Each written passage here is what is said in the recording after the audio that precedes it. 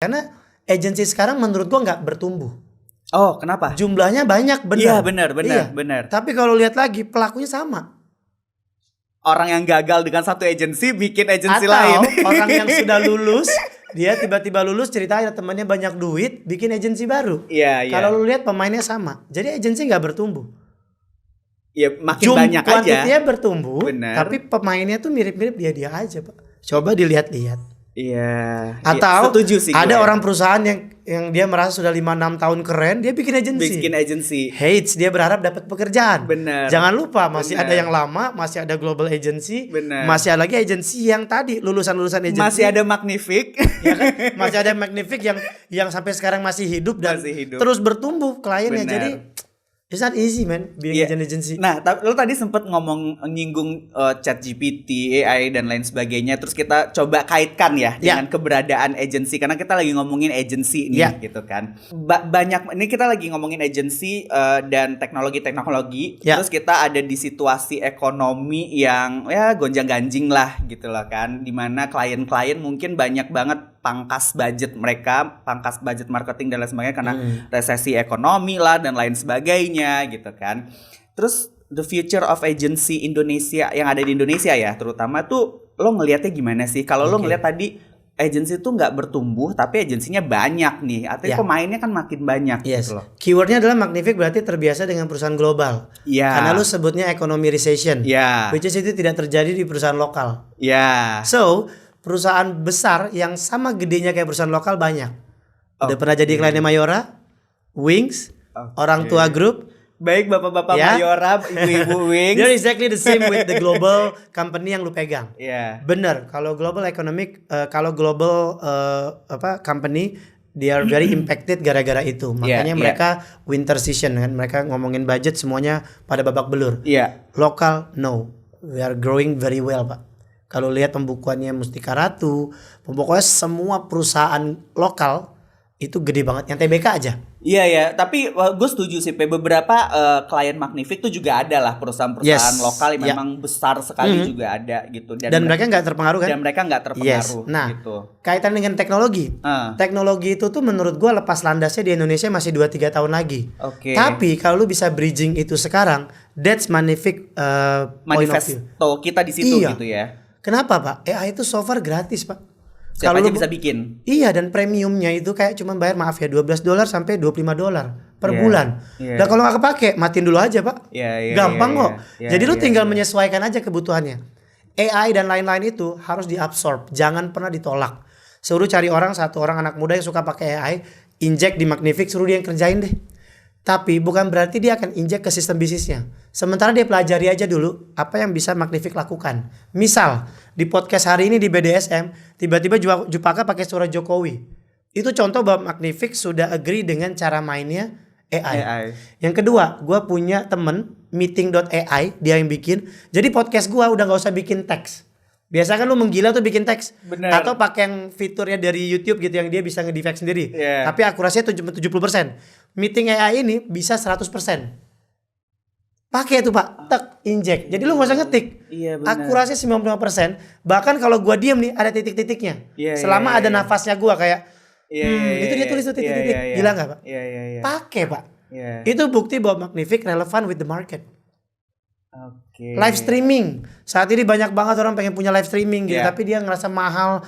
Biaya mahal, lu muncul dengan partnering. Yang penting lu masuk ke branding agency, habis itu support ya podcastnya nanti atau apanya gitu. Jadi multi services harusnya the key of the game buat sampai dengan 2025. Multiple services. Nah, caranya biar lo bisa bertahan. Biar lu bisa relevan ya, bukan dulu hanya deh. bertahan ya. Karena kalau bertahan gue yakin Magnific masih bertahan sampai sekarang proven. Cuman relevan itu questionable karena gue nggak tahu seberapa relevan lu with the current client sih. Nah itu jadi relevan dulu aja biar lu daripada pusing kolaborasi antar agensi. How come? Lah sekarang lu kuat banget di PR agency, banyak banget orang lain nggak kuat. Ya lu ajarin mereka. Dan lu ambil ilmunya mereka yang mungkin lu gak kuat tahu. Iya, jangan kompetisi gitu ya. Kalau lu ngomongin kompetisi nih Pak. Lu masih percaya kompetisi gak sih? Nih ya, kalau lu datang ke toko-tokonya nama beauty di seluruh Indonesia, dia lu tanya produk lain. Sampai dia nggak bantuin lu, gue kasih lu cash 10 juta. Nature of business gue adalah semua bisnis yang ada di situ adalah bisnisnya kita. Tapi apakah dia akan beli saat itu? Belum tentu. Cuman lu being nice guy aja. Di Indonesia tuh yang membedakan dengan market di luar, kita tuh punya budaya ketimuran, Jak. Ada budaya kasihan.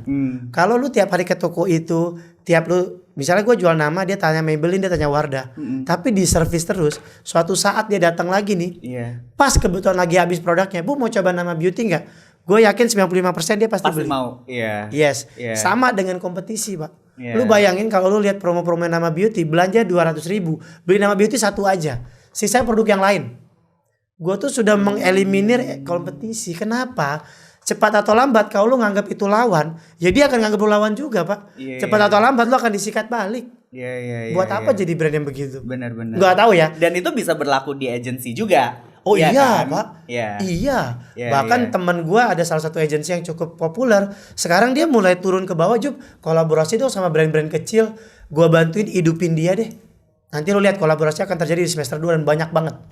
Itu aja. UKM maksudnya ya. Iya, dia pengen dikenal sama SMI. Dia cuma pengen ngasih tahu bahwa kehadiran agensi itu tuh sangat bagus. Dan lu gak usah bayar karena ya udah gue pengen support. Mungkin nanti dari bagi hasil, tapi kan itu terhadap penjualan kan. Cuman ini orang secara nama tuh terkenal banget untuk branding. Nah itu dia udah mulai tuh dengan SMI dan itu free, Pak. Skema bisnisnya nanti deh gitu ya. Ya pokoknya ada private sharing ada. Tapi dia tuh cuma mau show off ke klien-klien yang lama. Nih lu lihat nih, brand kecil aja bisa gua gedein. Gue tetap bergerak kok ini gitu loh. Itu. Jadi ya itulah maksudnya relevansi dia mulai turunin lagi ke market yang gede sih, gitu sih. Tapi ngomongin nama beauty, lo dari tadi tuh ngambil contoh nama beauty ya gitu. Ini beauty industry itu growing banget, ya kan?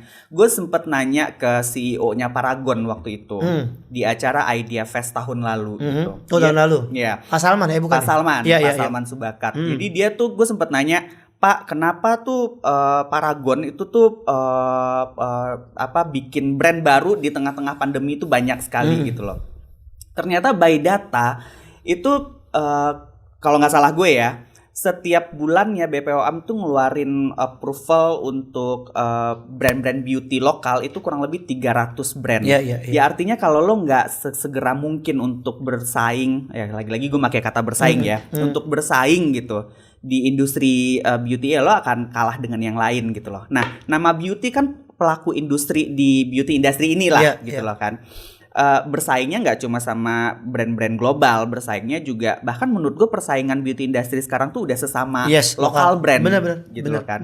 Nah lo gimana lo bisa tetap mungkin being relevan dengan market beauty yang ada sekarang, terus bagaimana juga lo membangun nama beauty ini, kan rebranding ya, sempat rebranding kan betul, gitu loh. Nah apakah itu salah satu cara lo being relevan gitu dengan market?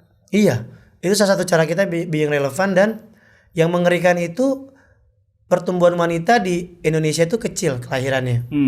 Sedangkan yang make kan dia aja. Tapi produknya bertumbuh terus kan. Lo bahkan sampai nyari pertumbuhan kelahiran wanita di Indonesia karena itu jadi data karena kita. Regenerasi. Betul. Jadi kemampuannya nama beauty di awal kita masuk itu begitu kita bergabung operationally. Jadi kita mengejar distribusinya dulu. Jadi kalau orang burningnya di marketing, kita dulu burningnya di operation. Jadi per hari ini kita punya 250 beauty advisor di seluruh Indonesia. Per Mei kemarin kita malah plot twist, kita udah ready di Malaysia. Jadi udah males bertempur di Indonesia, udah masuk deh market Malaysia. Yang penting gue di Indonesia itu sisa Manado sama Papua doang. Yang belum ada. Sisanya gue udah ready semua di toko-toko gitu ya. Sisanya gue ngejar Malaysia, habis itu gue mau ngejar Vietnam, Thailand. Jadi gue untuk being relevan dengan market adalah menurut gue skalabilitas gue di nama itu udah cukup oke lah. Gue udah ngincer berapa M sampai berapa belas sampai berapa puluh M per bulan, udah dalam target di 2025. Tapi yang pasti dalam konteks sekarang kayaknya kita tinggal perlu penuhin dengan produk yang ada aja sih. Tambah produk baru, tambah produk yang lagi viral, itu kita injek terus gitu. Atau memviralkan produk. Kayak kemarin kan kita menggunakan Luna di lagi-lagi tenis. Lagi-lagi tenis. Di TikTok tuh FYP gitu-gitu. Jadi kita being relevan aja. Dan lu kalau lihat itu tuh pakai HP doang loh, Jak. Pakai HP doang. Kerja lo di situ doang gitu ya. Iya, jadi lu nggak usah takut. Gen Z itu canggih banget. Lo nggak usah hire lembaga survei mana gitu ya. Itulah kemampuan FMCG. Dia punya data. Nah, data itu nanti secara nggak langsung ada di AI itu. Kita absorb saja datanya guys. Gitu kan. Ya udah gitu. At least gue dapet 50-60% kebenaran data lah dari AI. Nanti tinggal gue kapan skemanya mau direlevanin sama enggak. Iya, dan lo analisa aja data yang lo dapet. Yes. Gitu kan. Lo cari kecocokan dengan brand lo sendiri. Betul. Gitu kan. Tapi ngomongin lagi soal membangun brand gitu. Lo terlibat lah di nama beauty lah gitu kan. Ini orang sekarang tuh kan pengennya cepet aja gue sukses gitu. Gue pengen punya brand gue pengen sukses gitu. Lo tuh dari expertise ya practitioner juga. Lo tuh punya gak sih cara mudah membangun brand gitu. Tapi gue gak tahu ya apakah ada atau enggak gitu. Tapi menurut Jupaka tuh. Menurut Jupaka gak ada sih. Karena kalau mudah berarti lu semua hari ini udah kaya-kaya Pak. Iya benar. Karena itu nggak ada menurut gue. Jadi formula membangun brand dengan mudah itu nggak ada sih. Oke, jadi formula by Jupaka membangun brand. Formula membangun itu pertama gue pilih orang yang tepat dulu di posisi yang tepat. Itu selalu deh. Yang kedua timing. Menurut gue timing itu menjadi kunci buat semua brand. Udah tepat belum lu ngeluarin, let's say kita ngomongin baju ya. Udah tepat belum lu ngeluarin baju lengan pendek, lengan sleeveless gitu atau yang lengan panjang gitu. Timing itu menentukan banget lah. Makanya butuh riset di belakangnya gitu ya. Yang ketiga ya Tuhan lagi yang bantu. Cak gak ada Cak, gimana ya. Gue gak pernah punya formula yang tepat. Makanya gue gak tepat kalau dibilang motivator. Karena semuanya itu based on data sih Pak. Nama Beauty 1,5 tahun barengan sama gue. Kita baru viral di bulan ke-11. Setelah kita ngonten di TikTok 2-3 konten per hari. Apakah itu ngomongin instan? Tidak Bapak gitu. Trial and error juga ya. Iya. Terus 996 tiba-tiba viral gara-gara ada orang di Twitter nge-tag si Dokter Tirta agree, oh itu punya temen gua, viral. Tas terpal lo itu ya. Iya, setelah 7 bulan. Habis itu Bird Beyond gitu ya. Sekarang kita mau pakai Cipung sama Nagita setelah 7-8 bulan jalan. Kemarin lu bantu PR-nya. Baru mau jalan di bulan setelah 8 bulan kemudian. Jadi kalau tanya cara bangun brand cepet, gue nggak bisa sih Pak. Gak ada pernah formulanya karena kami itu dibesarkan dari company FMCG, di mana brand itu harus sustain 20 tahun ke depan. Bukan kelihatan keren di 3 tahun pertama. Jadi gue nggak perlu keren di 3 tahun pertama, tapi 20 tahun lagi karyawan gue bertumbuh, produk gue tambah banyak, orang tambah kenal. Dan market gue jadi global. Iya. Ya cita-cita banget tuh ya. Iya. Jadi gue gak perlu repot-repot cari kata-kata bangun brand yang instan. Sampai sekarang pun banyak gue masih bakar duit Pak. Masih menikmati prosesnya. Jup, injek lagi nih. Aduh anjing gitu kan. Kirim lagi gitu ya. Tapi gak apa-apa karena gue tahu gak ada brand yang instan sih Pak. Mau gimana? Iya. Jadi kalau orang mau main Google aja, misalnya dia mau bikin brand, cara mudah untuk membuat sebuah brand lo nggak bisa Google. Ya ada di Google Pak. Iya ada di Google. Langsung tapi lo bikin sosial media yang atraktif, menjadi unik pada lo petak. Bagaimana caranya? Kalau semua orang berpikir itu tuh kayak meme yang gambarnya Toy Story itu. Yang kalau gua akan kaya raya di 5 tahun lagi, semua orang juga mikir yang sama gitu. Gua harus berpikir unik. Semua juga mikir unik gitu. Jadi ngapain lu being regular gitu loh. Itu aja sih Pak. Nah, yang penting ya di luar sana kan banyak lah ya yang punya brand dan lain sebagainya gitu. Kalau menurut gue, kalau sebuah brand itu sudah lebih dari 5 tahun, artinya dia sudah bisa bertahan lah ke tahun berikutnya. Udah mature ya. Udah mature lah. Nah, untuk tetap bertahan itu tuh apa kuncinya? Nah, modal atau investor enggak. Kalau itu menarik. Karena untuk lu bisa survive di 5 tahun itu plus poin. Cuman lu sekarang menjadi relevan jadi susah. Karena lu butuh adopsi lagi kan, revamping lagi, dan gak melulu soal duit sih Jack. Gak melulu soal modal ya. Dan investor juga enggak ya. Nama sekarang lagi mau fundraise juga sih untuk 2024. Jadi gua juga bisa agree to disagree juga sih karena tapi beberapa produk gue yang lain itu nggak butuh investment. Untuk bisa stay di atas 3 tahun dulu deh gitu ya, itu masih aman karena penghitungannya cukup aman sih menurut kita gitu. Tapi apakah perlu? Pertanyaannya modalnya buat apa dulu? Nah modal funding ini buat apa dulu? Kalau modalnya cuma buat apa? Kalau gitu being menjadi startup kayak Shopee, Tokopedia atau perusahaan-perusahaan startup yang ujungnya duitnya dipakai buat gembungin organisasi, kan dia kayak layangan nih. Bener. Ya tiba-tiba di tengahnya banyak banget manajer-manajer muda dengan gaji tinggi, definitely akan hancur. Tapi lo ngeliatnya gitu ya? Oh ya udah pasti semua Pak, layoff semua kok. Iya benar. Bukti. Kita ngomongin ini aja deh. Begitu lu kan dulu diamond. Kalau dulu diamond. Dulu bukan diamond, dulu piramid. Di bawahnya banyak, leadernya makin lama makin kecil. Itu yang terjadi sekarang. Begitu startup itu kite diamond. Jadi di tengahnya banyak banget bos-bos muda yang gajinya gede banget. Kalau dibandingin kita kayak anjir gue kerja 7 tahun baru bisa gaji segini. Iya benar. Ya. Tapi unfortunately akhirnya hidup gak berpihak pada mereka. Rata-rata di layoff. Karena kemampuan mereka tuh nggak sekuat itu gitu. Jadi modalnya buat apa dulu Pak? Kalau modalnya buat Magnific tiba-tiba main di AI, tiba-tiba Magnific mau punya kantor sendiri yang nanti akan bikin unit bisnis yang baru. Dan fundraise jadi penting. Tapi kalau cuma buat ngerekrut more Gen Z biar lebih relevan gitu ya. Oke, relevan terus mau ngapain? Ya, jadi investor more relevan karena mau expand bisnis. Iya. Kalau menurut gue selama dia buat ekspansi the business, penting buat lu punya modal. Penting. Tadi cabang gue 10, adanya modal gue jadi 50 cabang. Tapi hati-hati 50 cabang, 40-nya udah survei belum? Belum sih. Gue pengen punya 50 cabang aja. Ya itulah yang terjadi pada beberapa perusahaan yang akhirnya sekarang mulai gulung tikar. Gue gak bisa sebut ya. Tapi ada minuman gitu ya kayak lawannya yang teh-teh gitu.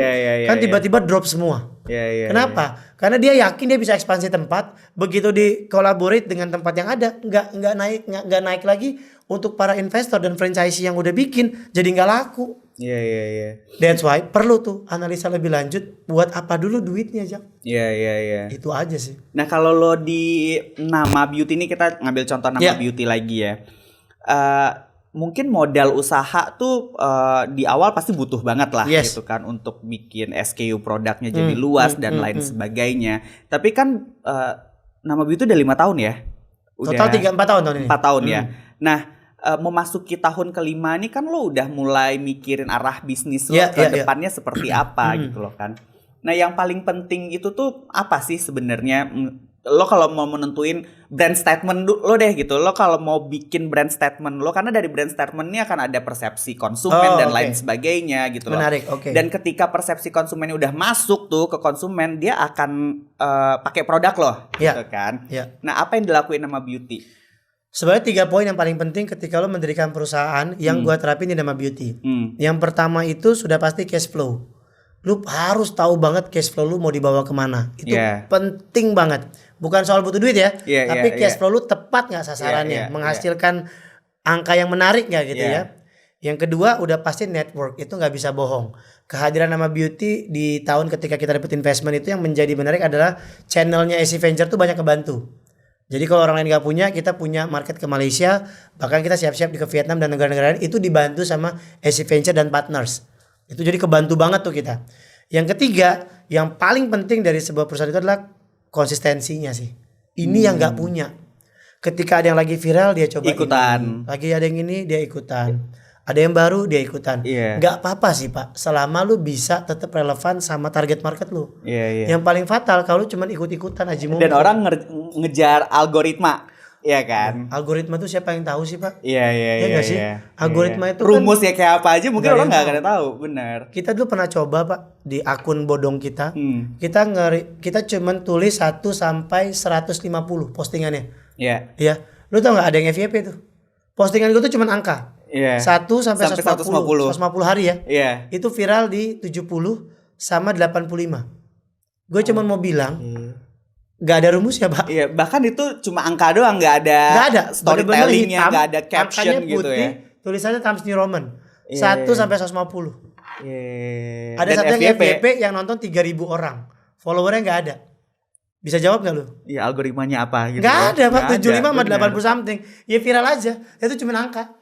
Mati gak lo? Ya itu maksudnya. Tapi sekarang kan klien, ya contoh klien gue ya gitu, apa-apa tuh harus viral. Kita bikin sesuatu yang viral gitu loh. Nah lo ngeliat tuh viral ini tuh sepenting itu ya?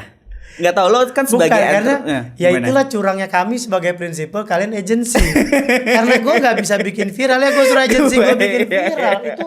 Itu the ugly truth yang agency harus tahu Jack. Jadi lo dan harus bisa. Iya, dan anggapannya bukan apa ya, maksud gue anggapannya tuh bukan jangan lu kemudian ribet banget nih kalian, enggak, karena kami nggak bisa, kami ada dana, ya udah lu bikin viral gitu, karena gue nggak tahu caranya bikin viral gitu. Nah, jadi ya Magnific harus bisa menjawab bahwa viral itu bukan dari 1-2 posting, viral itu adalah brand story. Itu sih. Dan gimana caranya lo membangun brand story itu? Gitu gue di Gongcha ya Pak.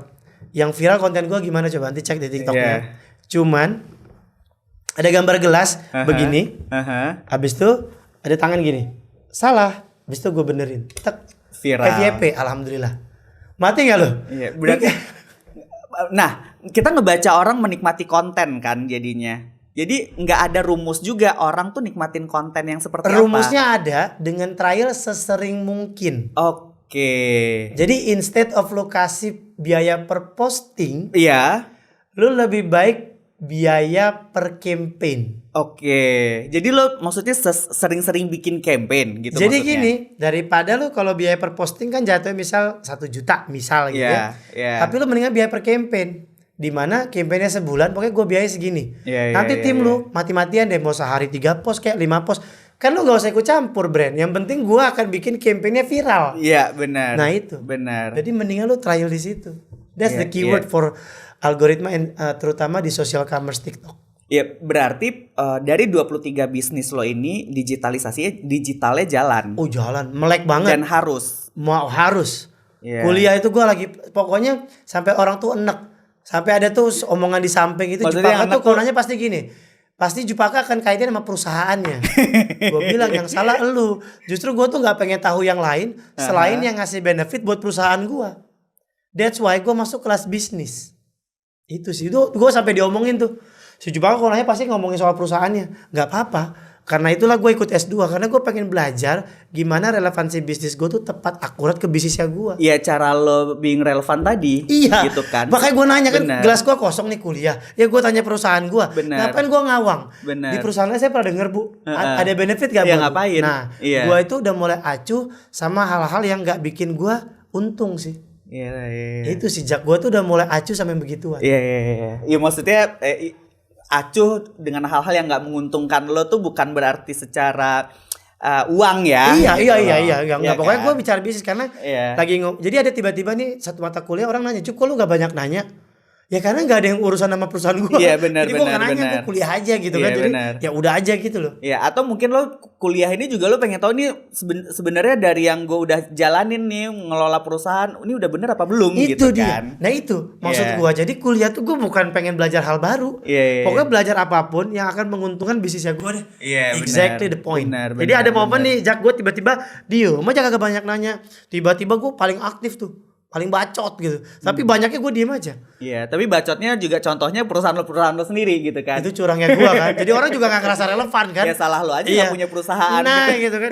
Siapa suruh budak korporat. Bener. Gue nanya banyak yang relevan sama perusahaan. Itu sih. Iya. Tapi balik lagi ke agency ya. Ini kita ngomongin agency ya. Bicara dekat sama Magnific. Magnific tuh agency. Yes. 360 agency. Kita punya divisi communication, kita punya divisi digital and kreatif, kita punya divisi activation. Yang intinya adalah kalau klien mau ke kita, udah deh lo semua di kita aja deh gitu. Yes. Lo jangan pakai agensi yang lain atau lo agensi kreatif di siapa, Magnific pakainya cuma untuk communication misalnya gitu kan. Jadi intinya gitu, 360 itu kita pengen klien tuh bisa satu pintu semuanya lah gitu loh kan. Nah, ada bukan ketakutan ya. Kalau gue tuh ngelihatnya lagi-lagi ke persaingan harga gitu kan. Lagi-lagi persaingan kreativitas, lagi-lagi terkait dengan kompetensi lah gitu kan. Nah, lo juga terlibat lo punya 4Wave juga ya? 4Wave ya. House of Us itu juga yang live streaming. Nah, lo melihat agensi sekarang itu tuh the future-nya itu tuh akan kemana sih gitu loh? Tadi lo udah singgung ya. 4Wave itu kan agensi. Sekarang kita ganti Pak, jadi brand consultant. Karena gue nggak relevan. Jadi gue ganti. Nah, Magnific mungkin kalau diinget-inget lagi Jak, sudah seberapa relevan lu dengan target market lu, dengan target korporat lu. Gua Kenapa dulu kepikiran agency? Target korporat ya. Iya. Jadi selain gue punya target ke klien, gue juga punya target korporat. Gue tuh selalu jadi bunglon Pak, keseumur hidup gue. Iya, gue ngeliat gitu juga sih. Ketika gue jadi agency nih, gue pitching misalnya sama perusahaan A gitu ya.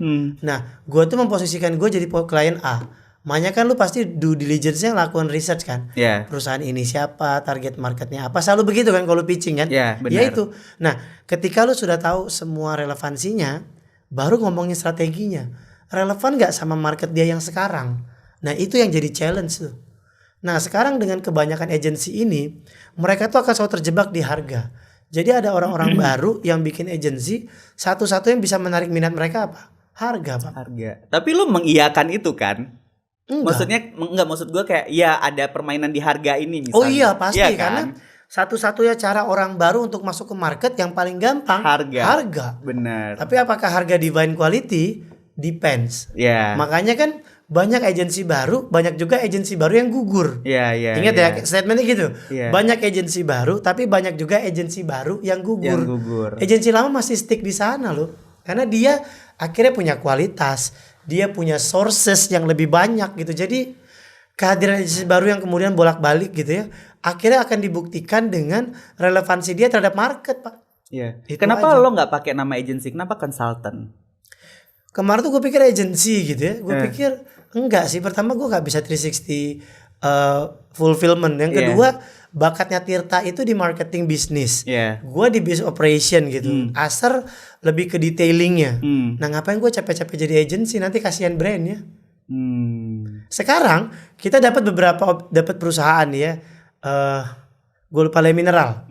Kita nggak bisa branding consultant. Kita rekrut orang loh Pak. Dari agensi yang udah ternama. Daripada gue repot. Benar-benar. Bukankah itu yang dilakukan brand-brand agensi global ke lokal-lokal? Benar. Iya, gue seperti itu aja sekarang. Benar. Gampang. Gue nggak kuat di activation. Cari orang-orang kuat di activation. Harganya ya kita make sense mau berapa. Simple. Jadi ya balik lagi. Lo mau stay di dunia ini ya lo relevan aja. Relevan gitu aja. Relevan aja. Magnific udah punya 360 nih. Tapi 360 itu yang kuat yang mana dari beberapa detail tadi? Yang kuat itu yang lu bawa ke teman-teman agensi yang lain dan kuatin banget di presentasi. Yang lain-lain ya Pak, ini yang grooming ya belajar pelan-pelan dengan adopsi gaya main agensi lain. Gak apa-apa loh Pak. ATM itu tuh ilmu yang sangat normal dijalankan di semua perusahaan. Kalau dia ngerasa lu musuh, ya berarti dia bukan target market lu. That's it Pak. Beres. Iya berarti bisa ya for Wave X Magnific. Bisa. Bisa banget. Makanya nanti kan misalnya PR nih. Gua sih udah kepala gua tuh Magnific ya. Udah pasti. Begitu Tile Mineral butuh preskon, ya tembak lu lah, ngapain gua pusing. Harga kan kita bisa nego. Karena kita B2B kan. Dan gak berarti gua akan ngejahatin juga. Ketika harga lu segini, tembak aja segitu. Le Mineral happy, kita happy. Harga lu gak gua mainin, harga gua dari servisi sudah cukup. Kan gua dari brand consultantnya lu gak bisa pegang karena gue yang udah lead, beres. Ada cuannya masing-masing. Benar. Jadi porsinya masing-masing ada ya. Iya, jadi jangan, nggak tahu sih gue, tapi kalau lu kan udah pengalaman banget ya, jadi pegang beberapa divisi jadi aman. Kami kemarin coba-coba gagal Pak, daripada merusak brand yang lain. Akhirnya kita stop, kita evolve jadi brand consultant. Kita evolve jadi brand yang akan konekin agensi-agensi lain melalui kita tanpa merusak harga. Gitu sih Pak. Lo jadi berarti marketplace-nya untuk si mungkin akan ke situ. Tapi enggak marketplace, karena once gue udah cocok sama PR agency nih, gue akan pakai lu aja terus karena ya udah cocok. Gue juga nggak mau sacrifice kredibilitas gue kan. Benar. Gitu. Dan gue juga nggak perlu pakai ChatGPT nih. Oh nggak perlu lagi karena pasti lu akan report juga kan. PR agency kan lu media udah naik Jak. 3 hari lagi Jup aman. Ya udah. Tahu beres kan. Daripada gue repot lagi ngubungin ke orang gila. Terus etika bisnisnya yang jadi penting ketika agensinya ini di-lead sama kita nih. Jangan sampai tiba-tiba nih bagi kontaknya dong, itu udah nggak boleh tuh. Tuh kalau di TikTok tuh prit gitu ada suara itu tuh. Karena kalau udah di PR agency, lu di situ, jadi gua nggak akan ganggu kliennya lu. Etika bisnis Etika bisnis, tapi kalau itu udah kedewasaan dari agensi ya Pak. Karena kan mungkin kalau gue pegang bisa lebih murah nih, kan bukan soal itu ya Pak. Soal lu hidup, gua hidup, kita bareng-bareng gede gitu. Itu yang penting sih. Itu aja sih Pak. Wah menarik ngobrol-ngobrol sama Jupaka siang ini. Gue nggak siang sih sekarang siang. Siang. Tapi sebelum kita tutup nih ya, Pe. Sebelum kita tutup nih diskusi kita selama 60 menit ini. Gue pengen lo ngasih tahu lah, karena dengan background lo ada di menghandle 23 perusahaan dengan berbagai macam industri dan lain sebagainya. Gue pengen lo ngasih semangat ke, ya kalau anak-anak muda, gue masih anak muda gak ya gitu. Tapi gue pengen lo ngasih semangat, ngasih motivator walaupun lo bukan motivator gitu. Buat orang-orang di luar sana yang ingin berkarya atau yang ingin menunjukkan eksistensinya baik personal maupun brand gitu. Silakan. Oke. Satu yang bisa gue belajar dari diri gue sendiri tuh hidup itu maraton sih buat gue. Gue struggling dari bawah sampai bisa di level ini. Gue menikmati keseruan aja di usia gue 33-34. Jadi setiap individu tuh punya storyline-nya masing-masing menurut gue. Nggak ada yang buru-buru lu kok. Yang buru-buru tuh adalah lu sendiri. Ketika lu habis ngobrol sama Jaka gaji udah 100 juta, gue jadi panik. Padahal timeline kita tuh beda-beda gitu. Jadi jadi apapun lu akan punya finish line-nya masing-masing. Gue tuh nggak pernah punya idol kecuali Nabi gue dong, Nabi Muhammad. Udah that's it, tuh gak ada lagi yang lain. Dulu gue mengidolakan siapapun, tapi pada akhirnya enggak. Dan untuk menjadi orang yang bermanfaat, sampai hari ini gue cuma bisa bilang lu harus jadi orang kaya, Jak. Harus jadi orang kaya. Dengan kaya lu bisa buka lapangan kerja. Dengan kaya lu bisa punya network yang kaya-kaya juga gitu. Jadi ya jalanin hidup lu tuh dengan tanpa penyesalan. Karena dulu 33 gue pikir gue juga akan jadi pegawai-pegawai aja. Tiba-tiba Tuhan baik, ditwist aja. Jadi buat gue hidup itu maraton. Who knows Pak, suatu saat gue ketemu lagi lu adalah CMO-nya Magnific atau apapun itu. Karena maraton, gue gak akan pernah tahu timeline lu gitu. Tapi kalau lu ngerasa ini adalah sprint, karena lu dengerin orang lain, susah Pak. Jadi lu punya contoh nyata kayak gue. Yang mana dari awal banget karir, loncat-loncat, tidak pernah dikenal orang sama sekali dulunya. Sampai sekarang orang bisa ketemu gue, Jupaka ya gitu ya. Yang punya ini ya, yang punya itu. Menyenangkan, tapi kalau tahu strugglingnya, gak gampang sih Pak hidup di situ. Jadi mau jadi apapun lu bermanfaat, tapi percaya bahwa finish line tuh lu pasti ada. Dan suksesnya orang jangan pernah lihat orang lain Pak. Kalau tanya gue hari ini Jak, gue udah sukses nauzubillah Jak. Kedua orang tua gue termasuk orang tua bini gue udah umroh, itu udah sukses buat gue. Gue udah punya rumah sendiri yang dulu gue gak punya rumah. Temen gue punya Mio, dia bilang udah sukses. That suksesnya dia dan gue seneng banget buat dia. Jadi jangan ngejar orang lain sih. Kejar aja diri sendiri, karena standar sukses orang tuh beda-beda sih. Makanya jarang banget orang komen negatif di tempat gue sih Pak, karena kehidupan gue yang apa adanya aja sih. Dan ya karena hidup itu maraton sih, itu aja sih. Gue mungkin itu maraton. Iya, karena klise sih buat orang lain, tapi buat gue itu gue bersyukur banget bisa ada hari ini tuh karena hidup gue tuh maraton aja sih. Iya. Ini gue nggak mau menutup podcast ini dengan kata-kata quotes 3 tips apa segala macam membangun usaha dari Jupe atau mau jadi leader yang bagus ada poin apa dan segala macam. Tapi yang gue tangkap dari obrolan ini ya Pe, membangun bisnis untuk kebermanfaatan. Iya. Mungkin itu yang gue bisa garis bawahi gitu loh. Jadi dengan 23 bisnis ini tidak hanya untuk profit, tapi adalah kebermanfaatan. Jadi buat teman-teman di luar sana ya semakin banyak aja menebar kebermanfaatan. Jadi tapi untuk lo bisa menjadi orang yang bermanfaat ya lo juga harus punya daya dan upaya. Yes. Thank you Pe. Keren ngobrol-ngobrolnya. Thank you BDSM. Thank you ngobrol-ngobrol bisa BDSM. Dekat sama Magnific. Bicara dekat sama Magnific. Sampai ketemu di BDSM berikutnya bareng narasumber-narasumber lainnya. Dan jangan lupa subscribe. Bye. See you.